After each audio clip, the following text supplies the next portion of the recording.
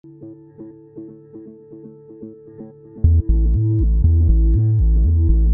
we're going to teach you how to play Rites of Cthulhu from Quirky Engine Entertainment. First, let's go through the components. The main deck of the game is the Entities deck.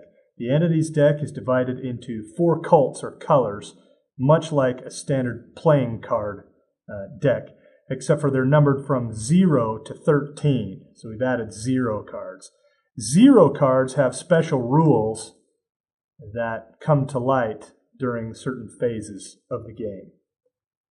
You also have the Artifacts deck. Artifacts are what you're playing for in the game, and they have 2 purposes.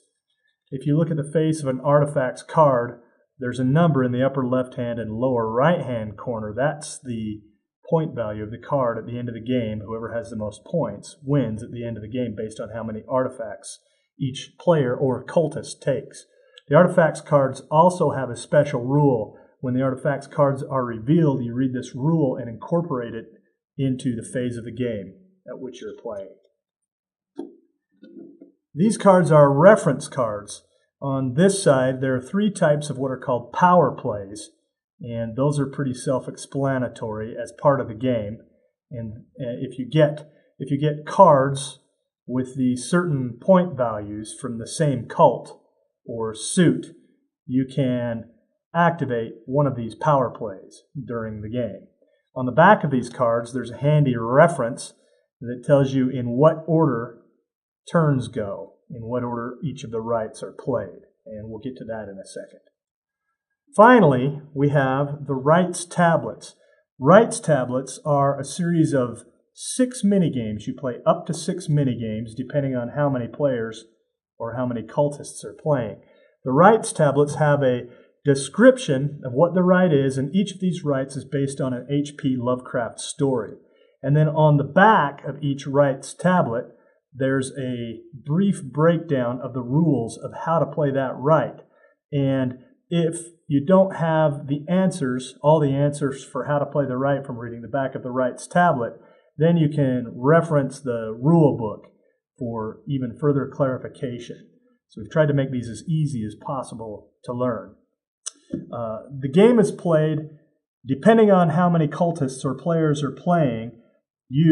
That's how many rites you play. So what matters is that you play an amount of rites divisible by the players that are playing.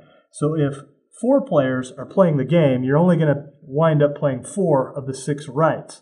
If 2 players are playing the game, like we are right now, then you're going to play all 6 rites, but generally each player is going to have a chance to be the grand cultist playing 2 rites. So it's divisible by the number of players. So let's go through how the game works, and we'll use this reference card. Okay, step number 1, the grand cultist, and you can decide who the grand cultist is going to be. But another way that you can decide the grand cultist, if you want at random, is for each player or cultist to draw an entities deck, and whoever has the highest number becomes the grand cultist. I have Loban. He's 8 of the Esoteric Order of Dagon, or green, and he has drawn Francis Wayland Thurston of the Esoteric Order of Dagon, or green, number 5. My 8 is higher than 5, so I'm going to start as the grand cultist. Okay, so we've determined who the grand cultist is. The grand cultist deals 5 cards to each player. Those are entities cards. So we go for the deal. 2, 3, 4, 5. What you're going to want to do at the beginning of the game is take the Rites tablets and lay them all out. Somewhere on the table, your choice. Doesn't matter where, just wherever is convenient. And even though in some games you're not going to be playing through all the rites, you want to put them all out, because you may be only playing through 4 rites, but the grand cultist gets the right to choose from all 6. Okay, so we've dealt the cards. After considering his or her hand, the grand cultist selects the rite. So I'm going to look at my cards here, and based on my hand here, the strength of my hand, and knowing the different mini-games or rites, I'll go ahead and select the rite. So let's say I'm going to start with the Hound. So I put the Hound in the middle. This is the first minigame or rite that we're going to play. Next, the Grand Cultist reveals the coveted artifact. So we take one of these cards, the top card of the coveted artifact deck, there's 13, and I reveal it. Now in this game, first thing I do is I read this rule. Once during this rite, you may call the elder sign and cult color of a card. Now the elder sign is the number, the cult is the color. If the card is in another cultist's hand, you may trade it for any card from your hand. If a cultist calls for a card, you may not call for the same card until the cultist who passes the card finishes his or her next turn. Once you win an artifact, it goes in front of you straight up and down like this. As the owner of that artifact, you can use its power one more time during any of the other rites that are being played. In order to do that, you just say you're going to use it, read the power, and then knock the card sideways. So a card that's knocked sideways, you've used the power the second time. So all cultists get to use the power the first time it comes out. If you own the card, you get to enact its power the second time. Now, there are two different types of powers. There's one, you can see this little icon here. It has a one-player icon. That means that the cultist who owns it, when they enact the power the second time, only the cultist who enacts the power gets to use it. None of the other cultists get to use it. Like in this instance, all players can call for a card from another cultist. But the cultist who owns this card later in the game is the only one on the second time after he or she knocks the card who can call for another card. There are other artifact cards in here that have an all players mark. The all players mark means that if the cultist who owns the artifact triggers the power and knocks the card sideways, all of the cultists at the table get to use the power on the second time that power is called. We take the artifact, we put it on there. We're going to want to slide this out of the way and clean up our playing area a little bit for the rite that we're going to play, although we're going to play the Hound. All right, next phase. We invoke the coveted artifact's power, which we did. Now we perform the rite or play the minigame. In this case, we're going to play the Hound. To learn how to play the Hound, you can watch the how to play the Hound, how to perform the Hound rite video at another point in this series of how to play videos. Once the rite is performed, or once the game is won by one of the cultists, after the rite finishes, the player to the left of the Grand Cultist becomes the new Grand Cultist. So if I won this rite, I take this artifact and put it in front of me. This goes out of the game, or I can keep it if I want, whatever you want to do with it. And then the next player becomes the Grand Cultist, and the turn order begins again.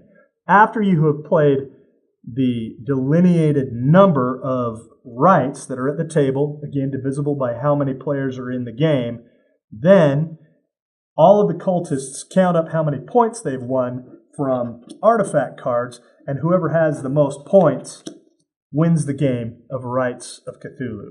Power plays are things that you can throw as a player or a cultist in this game at any time if you have the right cards in your hand.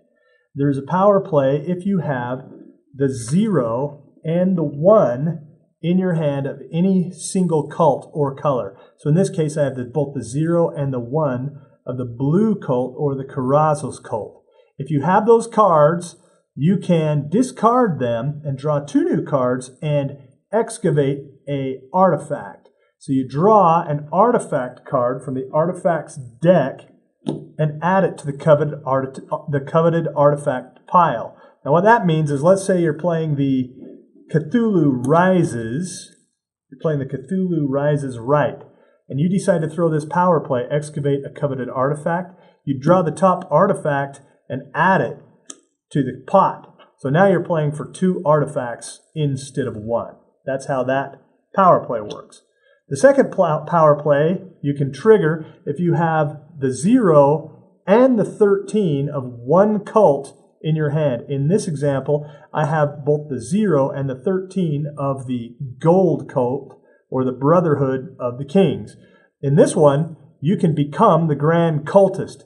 You can abort the current rite with no winner and become the new Grand Cultist, and you discard the coveted artifacts pile. So let's say you're playing the tree on the hill. This is the artifact that we're all playing for. Suddenly, you throw this power play by discarding these cards. The rite ends. The artifact that you're playing for, the coveted artifact, is discarded, thrown out of the game, and nobody can pick that rite, and you become the new Grand Cultist. And then after you finish a rite as the Grand Cultist position goes to the next player to your left. So this is a really tactical power play. You can actually cut players out from having the advantages of being a Grand Cultist. The third power play occurs, you can trigger, if you have the 0, the 13, and the 1 of the same cult in your hand. For example, I have the 0, the 13, and the 1 of the Chizunkuk Witch Coven. If all three of these cards are in my hand, I can show them to everybody, discard them, and draw 3 new cards, and steal a coveted artifact. So you steal one coveted artifact and replace it with the next artifact from the artifact draw pile. And you invoke the new artifact's power immediately. So let's say we're playing Tree on the Hill. This is the coveted artifact, the Mirror of the Serpent People. I throw this power play. I discard these cards, draw 3 new cards for my hand, and I get to steal this artifact. So it's now mine for the end of the game. Then I replace it with the next artifact card. Sometimes there's more than one artifact that you're playing for. So you take your choice of the artifacts and then replace it. So I replace it with the silver key. It says on the silver key, all cultists must immediately pass 2 cards from their hands to the cultist on the right. That happens immediately when the new artifact comes out. So even mid-game, you invoke the power that's written on the artifact card. And those are the 3 power plays that you can use to your tactical advantage. So that's the overarching game. We're going to publish a series of 6 more videos on how to play the individual mini games or how to perform the individual rites.